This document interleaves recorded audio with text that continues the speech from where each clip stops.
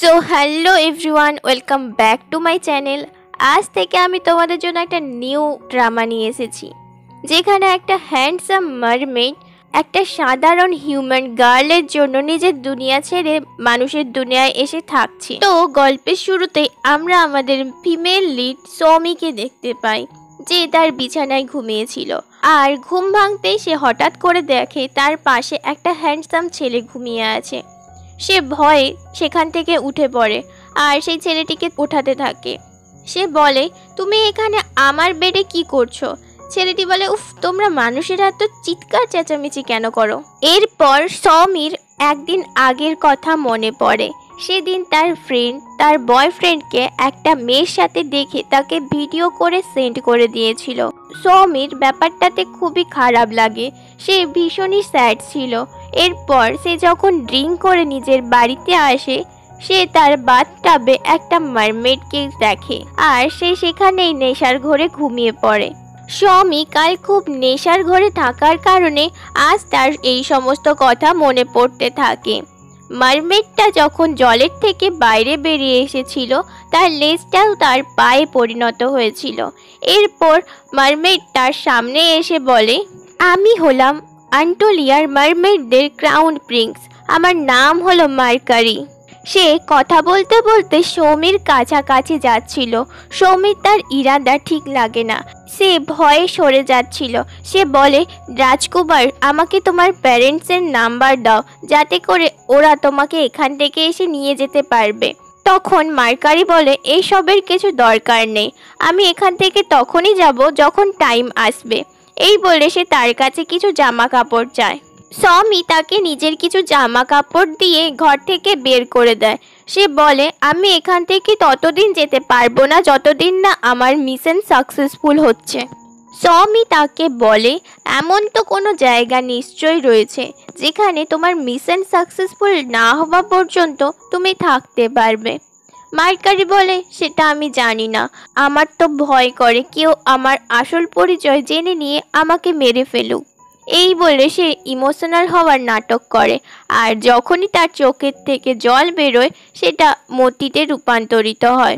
সৌমি যে এতক্ষণ দরজার কাছে দাঁড়িয়েছিল, সে দৌড়ে এসে মতিটা ঘুরিয়ে সেটা আসল না নকল দেখতে থাকে। আর সে এখানে বুঝতে পারে মতিটা আসল। তাই সে মার্কারিকে বলে, তোমার কোথাও যাওয়ার দরকার নেই, তুমি যতদিন ইচ্ছা এখানে থাকতে পারবে, কিন্তু তার বদলে তোমাকে রোজ কাঁদতে হবে। এই বলে সে তার সামনে ইমোশনাল একটা মুভি চালিয়ে দিয়ে তাকে সেখানে কান্না করার জন্য বসিয়ে দেয়। সৌমি তাকে জিজ্ঞাসা করে, তোমার মিশনটা আসলে কি? তখন মার্কারি তাকে বলে, আমি আর আমার দিদি যখন ছোট ছিলাম তখন আমরা আমাদের আসল রূপে একটা মানুষের সামনে চলে আসি। মানুষটি আমার লেজ দেখে ফেললে আমি ভয়ে আমার লেজ দিয়ে তাকে আঘাত করি। এরপর আমার দিদি আমায় বলে, এখন আমি বড় হয়ে গেছি আর ও ছিল আমার সোলমেট, তাই ওকে আমায় এখন খুঁজে কিস করতে হবে, তারপরেই আমি আন্টোলিয়ায় গিয়ে রাজা হতে পারবো। তার আগে আমি এখান থেকে কোথাও যেতে পারবো না। মার্কারি তার লাইফের ইমোশনাল স্টোরি শোনাচ্ছিল। অন্যদিকে সৌমি তো তার মুক্ত কালেক্ট করতেই ব্যস্ত ছিল। সৌমি তাকে বলে, কিন্তু আমরা তাকে কি করে খুঁজবো? মার্কারি তাকে বলে, আমি তাকে খুঁজে ফেলেছি, সে তোমাদের স্কুলেই পড়ে। আমি শুনেছি তুমি সবার হেল্প করো, তোমাকে আমার হেল্পও করতে হবে। সৌমি তাকে বলে, ঠিক আছে, আমি তোমার হেল্প করতে রাজি আছি, কিন্তু তার বদলে তোমাকেও আমার হেল্প করতে হবে। এরপর আমরা দেখি সৌমি তাকে তাদের ড্রয়িং ক্লাসে নিয়ে এসেছে আর তাকে একটা বেঞ্চের ওপর দাঁড় করিয়ে দিয়েছে, যাতে করে সবাই তার সৌন্দর্য দেখে তার স্কেচ বানাতে পারে। এর বদলে সে সবার কাছ থেকে কিছু কিছু পয়সাও নিচ্ছিল। হঠাৎ করেই মার্কারি সেখান থেকে পালিয়ে যায়। সৌমিও তার পেছনে পেছনে আসে, তাকে বলে, তুমি হঠাৎ করে পালিয়ে এলে কেন? তখন মার্কারি তাকে বলে, আমি সেই মানুষটার স্মেল পেয়েছি যে আমাকে মারমেড রূপে দেখে ফেলেছিল। তারা সেই মানুষটাকে অনেক খোঁজাখুঁজির পরেও খুঁজে পায় না। এরপর সমি ক্লাসে চলে আসছিল। তখন তার বয়ফ্রেন্ডের নিউ গার্লফ্রেন্ড তার ফ্রেন্ডরা মিলে সমির মজা উড়াচ্ছিল। তারা বলে, তুমি পেঁচিমুখী, এবার থেকে তুমি তো সিঙ্গেলই মরবে, তোমার আর কোনো বয়ফ্রেন্ড জুটবে না। এরপর সেখানে মার্কারিও চলে আসে। সে এসে সমিকে বলে, তোমায় আমি এতবার কল করছি, তুমি কল ধরছো না কেন? এতটুকু ব্যাপারের জন্য কেউ কি এত রেগে থাকে? এই বলে সে তাকে অনেকগুলো মতি গিফট করে, আর সেই মেয়েগুলোকে দেখিয়ে দেখিয়ে সেই মতিগুলোকে মাটিতে ফেলে দেয়, যাতে করে তারাও বুঝতে পারে মতিগুলো আসল। এরপর সে মেয়েগুলোর সামনে সমিকে প্রপোজও করে, আর মেয়েগুলি এটা দেখে তো খুবই জ্বলছিল। এরপর তারা সেখান থেকে বেরিয়ে আসে, বাড়ির দিকে যায়।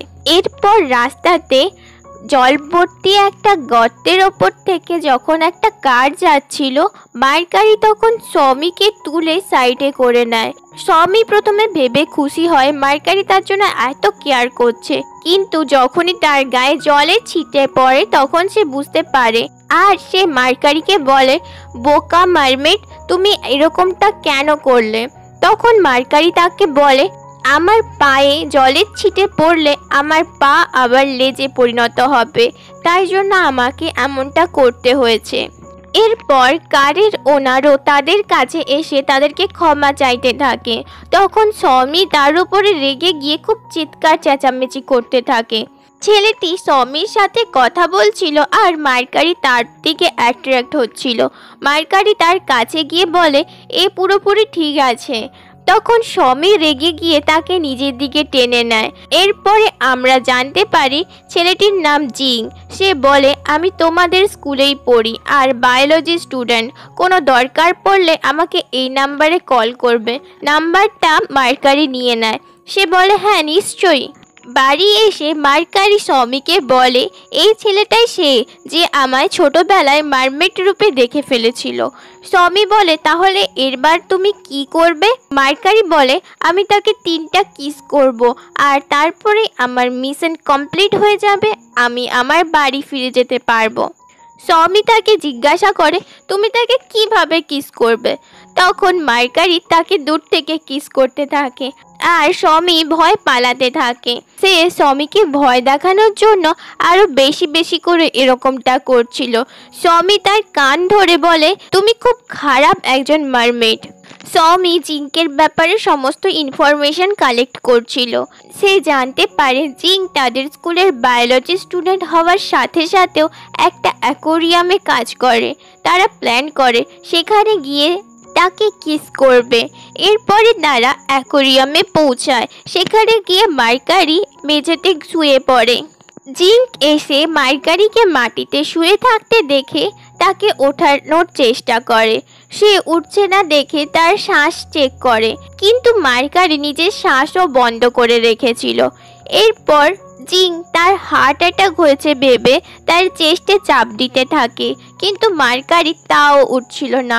এরপর জিং তাকে সিপিআর দিতেই যাবে, কিন্তু তখনই একটা ওয়ার্কারের হাত থেকে একটা জল ভর্তি বালতি পড়ে যায়, আর মার্কারির পায়ে যেহেতু জলের ছিটে না পড়ে তাই জন্য সে তাড়াতাড়ি সেখানে উঠে পড়ে, আর ওঠার সাথে সাথেই সে সেখান থেকে পালিয়ে যায়।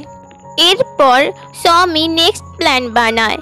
তারা প্ল্যান অনুযায়ী সিঁড়ির কাছে এসে দাঁড়ায়। সেখানে যখন জিঙ্ক সিঁড়ি থেকে নামছিল, সমি তাকে ওপর থেকে ঠেলে দেয়, আর নিচে মার্কারি দাঁড়িয়েছিল তাকে কিস করাবার জন্য, কিন্তু তার যাতে লেগে না যায় তাই জন্য সে সেখান থেকে সরে যায়। মার্কারি তো ভয় সেখান থেকে পালিয়ে গিয়েছিল, আর সমি এসে তার কাছে ক্ষমা চাইতে থাকে। তখন জিঙ্ক তাকে বলে, তুমি এখানে কি করছো? সমি তার কাছে একটা জব ভ্যাকেন্সি দেখে সে বলে, আমার একটা জবের খুব দরকার, তাই জন্য আমি এখানে এসেছি। সমি বাড়িতে এসে মার্কারির ওপরে শোধ তুলতে থাকে, কারণ সে তাকে একলা ফেলে পালিয়ে এসেছিল। তখনই মার্কারি তাকে বলে, তোমার ঘরের বাইরে একটা মনস্টার আছে যার থেকে আমার জীবন সংশয় রয়েছে। সমি দরজা খুলে দেখে তার বাড়ির বাইরে একটা বিড়াল রয়েছে। তখন সে বুঝতে পারে মার্কারি বিড়াল দেখে ভয় পাচ্ছে, তাই তাকে আরও বেশি ভয় দেখানোর জন্য সে তাকে সেই বিড়ালটার সাথেই বাইরে রেখে দরজা বন্ধ করে দেয়। পরের দিন আমরা দেখি সমি জিঙ্কের সাথে এসেছিল। সে একটা বারে বসে অনেক ড্রিঙ্ক করছিল। সেখানে মার্কারিও বসেছিল আর তাদের দেখছিল। নেশার ঘোরে সমি যখন জিঙ্কে সমস্ত কিছুই বলে দিচ্ছিল, তখন মার্কারি তাকে ইশারা করে চুপ থাকতে বলে। এর কিছুক্ষণ পরেই সমি অজ্ঞান হয়ে যায়। এরপরে জিঙ্ক ওয়াশরুমে গেলে তখন মার্কারি এসে সমিকে নিয়ে বাড়ির দিকে চলে যায়। বাড়ি আসার সময় মার্কারি তাকে জিজ্ঞাসা করছিল, তুমি এত কেন ড্রিঙ্ক করলে? তখন সমি বলে, আমি শুনেছি মারমেডরা নিজেদের ট্রু লাভ না পেলে তারা পাথরে পরিণত হয়ে যায়। পরের দিন সমিদের বাড়িতে কেউ একটা এসেছিল। সমি দরজা খুলতে গেলে সে দেখে একটি মেয়ে, যে বলছিল আমি মার্কারির বোন। সমি তাকে বাড়ির ভেতরে আনে। সেখানে মার্কারি তাকে দেখে সমিকে নিয়ে চলে যায়। নিজের রুমে এসে সে তার সমস্ত জামা কাপড়ই প্যাক করতে থাকে। সমি তাকে জিজ্ঞাসা করে কি হয়েছে। তখন মার্কারি বলে ও কোনো জলপরি নয়, বরঞ্চ একটা পেতনি। তখন সমি তাকে রুম থেকে বের করে দরজা লক করে দেয়। এরপর মার্কারির দিদি সেখানে এলে মার্কারি তাকে বলে, তুমি এখানে কি করছো? এটা তো আমার ঘর। মার্কারির দিদি তাকে বলে, আমি তোমার প্রোগ্রেস দেখতে এসেছি। তখন মার্কারি তাকে জিঙ্কের ছবি দেখায় আর বলে, আমি একে খুব তাড়াতাড়ি কিস করে নেব। তার দিদি তাকে বলে, তুমি কি সমস্ত আজে বাজে কথা বলছো? তখনই সমি রুম থেকে বেরিয়ে আসে আর বলে, আমাকে এখন কাজে যেতে হবে। এরপরই সে জিঙ্কের সাথে কাজে চলে যায়। এরপর তারা ভাই বোনও সমির পেছনে পেছনে অ্যাকোরিয়ামে চলে যায়। সেখানে সমি আর জিঙ্ক মিষ্টি মিষ্টি কথা বলছিল। এটা দেখে মার্কারি সমির ওপরে এক বালতি জল ছুঁড়ে দেয় আর তখনই জিঙ্ক এসে তার সামনে দাঁড়িয়ে পড়ে। এরপর জিঙ্ক সমিকে তার বাড়িতে ছাড়তে আসে আর সেখানে সে তাকে একটা খুব সুন্দর ফিশও গিফট করে। সেটাকে নিয়ে সমি দেখছিল আর বলছিল এটা কতই না সুন্দর। তখনই মার্কারি তার উপরে রেগে যায় আর বলে, তোমার সামনে দুনিয়ার সব থেকে হ্যান্ডসাম মারমেড রয়েছে আর তাকে ছেড়ে তো তোমার সবাইকেই ভালো লাগে। সমি তাকে বলে, আমার মুডটা আজ খুবই ভালো রয়েছে, তুমি তোমার বকবক করে আমার মুডটা আর খারাপ করিও না। এই বলে সে তার নিজের রুমের দিকে যেতে থাকে। মার্কারিও তার পেছনে পেছনে আসছিল, কিন্তু সে মার্কারিকে তার রুমের মধ্যে ঢুকতে দেয় না। তখনই সেখানে লুনা অর্থাৎ মার্কারির দিদি আসে আর সে মার্কারিকে রুমের ভিতরে ঠেলে দেয়, কারণ তার মনে হচ্ছিল তার ভাই হয়তো সমিকে লাইক করতে শুরু করেছে। সমি অনেক চেষ্টা করে দরজা খোলার, কিন্তু লুনা দরজা খুলছিল না। এরপর মার্কারি গিয়ে সমির বেডে শুয়ে পড়ে। সমি তাকে ওঠাতে থাকে। সে বলে, এটা আমার বেড, তাই এখানে আমি ঘুমোবো। কিন্তু মার্কারি বলে, আমি হলাম আন্টোলিয়ার প্রিন্স আর প্রিন্সেরা সবসময় বেডেতেই ঘুমায়। এরপর দেখি তারা বেডের মধ্যে একটা পর্দা টাঙিয়ে দুজন দুপাশেই ঘুমিয়ে পড়ে। কিন্তু অর্ধেক রাতে খুব ঝড় বৃষ্টি হচ্ছিল আর সাথে সাথে খুব বাজও পড়ছিল, তাই সমি মার্কারির হাত ধরেই সেখানে ঘুমিয়ে পড়ে। পরের দিন সকালে সমি মার্কারিকে ওঠাতে থাকে, কিন্তু সে কিছুতেই উঠছিল না। তাই জন্য সমি তার হাতের মধ্যে কামড়ে দেয়। এরপর মার্কারি উঠে দেখে দরজা খোলা। এরপর সে নিচে আসে আর তার দিদিকে খোঁজে, কিন্তু সেখানে তার দিদি ছিল না, সে চলে গিয়েছিল। কিন্তু তার জন্য একটি লেটার আর নিজের শপিং কার্ড রেখে দিয়ে গিয়েছিল।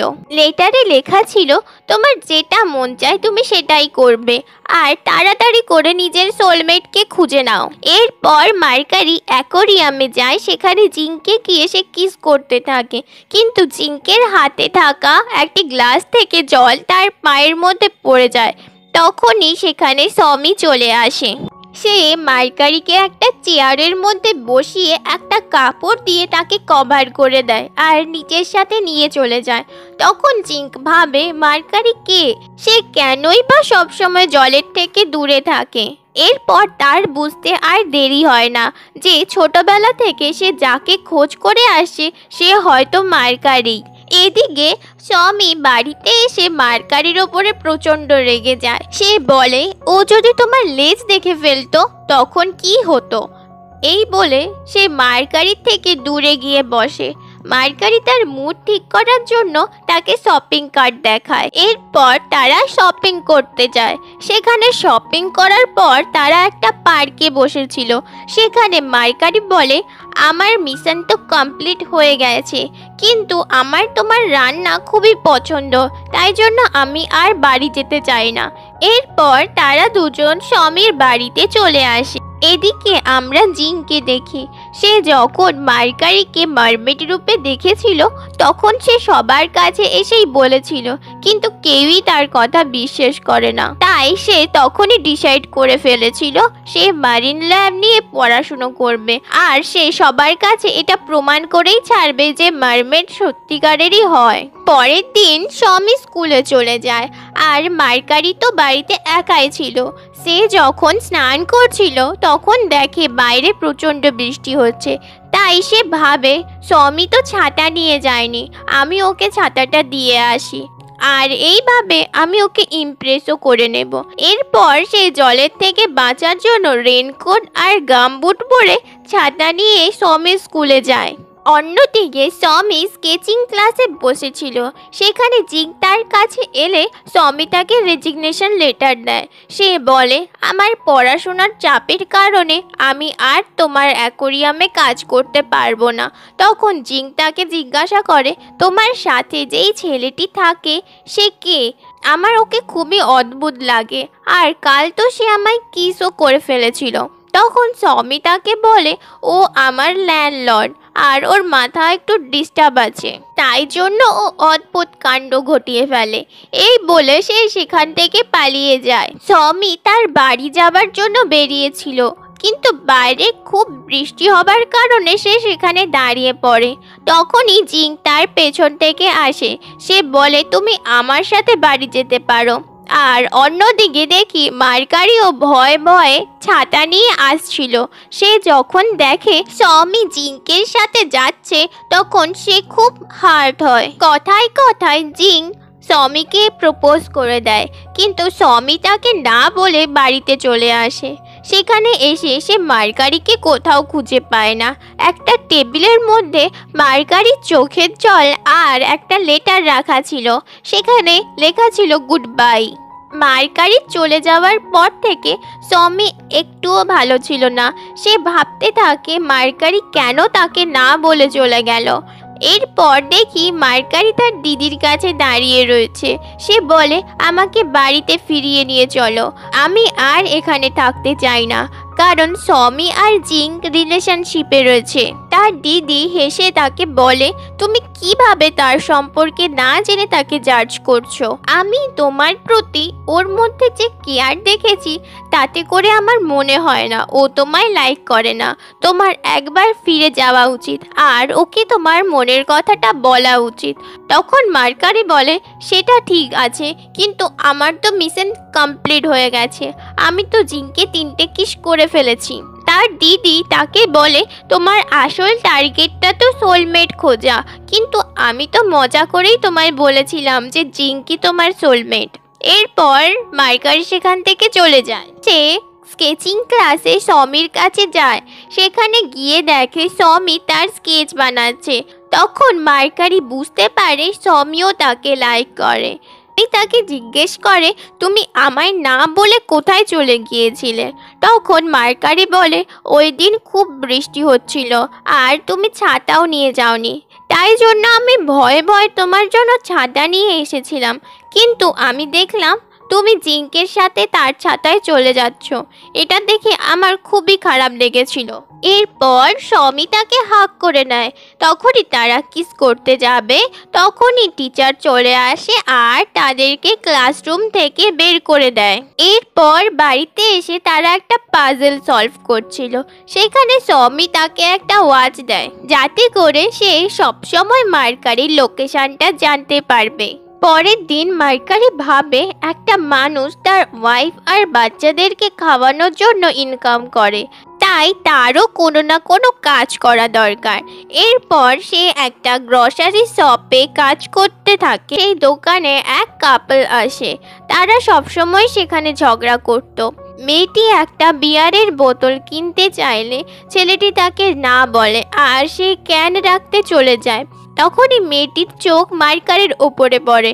সে বলে, এখানে তো আগে সমী নামের একটি মেয়ে কাজ করত, হয়তো আমার কমপ্লেন করার পর তাকে বের করে দেওয়া হয়েছে। আসলেই কিছুদিন আগে ওরা যখন বিয়ারের বোতল কেনার জন্য ঝগড়াঝাটি করছিল, তখনই সমী তাদের বিল কেটে নেয়। ফলে তার বয়ফ্রেন্ড রেগে গিয়ে তার নামে কমপ্লেন করে দেয়। এরপর তাকে কাজ থেকে বের করে দেওয়া হয়। মেয়েটি বলে, ভালোই হলো, ওর বদলে তোমার মতন একটা স্মার্ট ছেলেকে কাজে রাখা হয়েছে। মার্কারিও তার সাথে ফ্লার্ট করতে থাকে। সে বলে, আপনার অনেক অনেক ধন্যবাদ, আপনাদের জন্যই আমাকে এখানে কাজে রাখা হয়েছে। আপনি যদি ওর নামে কমপ্লেন না করতেন তাহলে হয়তো আমি এই কাজটা কোনোদিনও পেতাম না, আর আপনার মতন সুন্দরীর সাথেও আমার কখনো দেখা হতো না।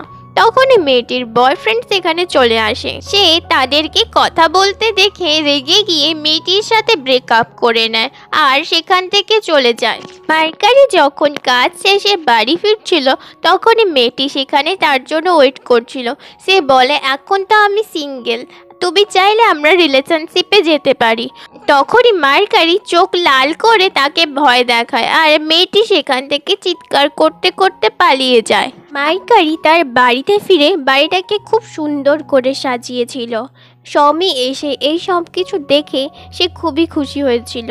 এরপর সে মার্কারিকে খুঁজলে বাড়িতে কোথাও সে মার্কারিকে খুঁজে পায় না, আর তাকে ফোন করেও সে মার্কারিকে ফোনেও পায় না। এরপর সে তাকে দেওয়া সেই ওয়াচটা দিয়ে তার লোকেশনটা ট্র্যাক করে। এদিকে আমরা জিনকে দেখতে পাই। সে মারিন ল্যাব আর মারমেডদের ব্যাপারে রিসার্চ করবার জন্য মার্কারিকে তুলে এনেছিল, আর সে তাকে খুব হার্টও করেছিল। জিন তাকে বলে, এতদিন ধরে আমি সবাইকেই বুঝিয়ে এসেছি যে মারমেড সত্যি হয়ে থাকে, কিন্তু কেউই আমার কথা বিশ্বাস করেনি। তারা এতদিন আমাকে পাগল বলে এসেছে, কিন্তু আজ আমি গোটা দুনিয়াকে দেখিয়ে দেব যে সত্যিকারেরই মারমেড হয়ে থাকে। অন্যদিকে সমী লোকেশন ফলো করে সেই বিল্ডিংয়ে চলে আসে যেখানে জিনের ল্যাব ছিল।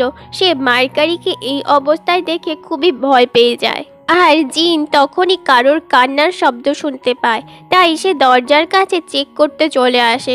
তখনই সমী মার্কারির কাছে যায়। সমী মার্কারিকে নিয়ে পালিয়ে আসছিল, সেই সময় জিন তাদের দেখে ফেলে আর সমীকে সে বলে, মার্কারিকে তুমি আমায় দিয়ে দাও। আর সে বলে, আমি জন্ম থেকেই মারমেডদের ব্যাপারে পড়াশুনো করে আসছি, আর আমার পুরো জীবনটাও ব্যর্থ করে দিয়েছি এই মারমেডদের খোঁজার জন্য। আর তুমি কি ভেবেছো তুমি একে এখান থেকে এত সহজে নিয়ে যেতে পারবে?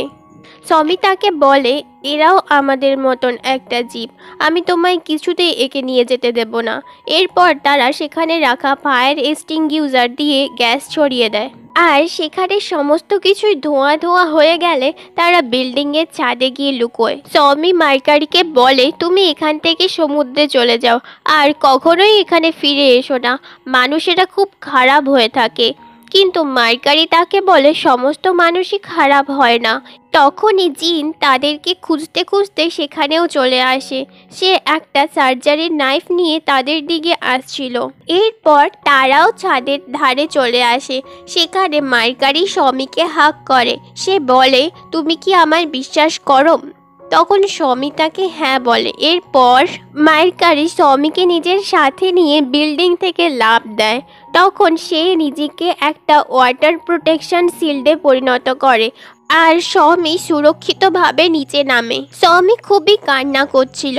সে ভাবে তাকে বাঁচানোর জন্যই মার্কারি নিজের জীবন দিয়ে দিয়েছে। এখন অনেকদিন পরে সিন দেখানো হয় যেখানে সমী মার্কারিকে মনে করে রোজ সমুদ্রে একটা বোতলে করে লেটার লিখে ফেলে দিত।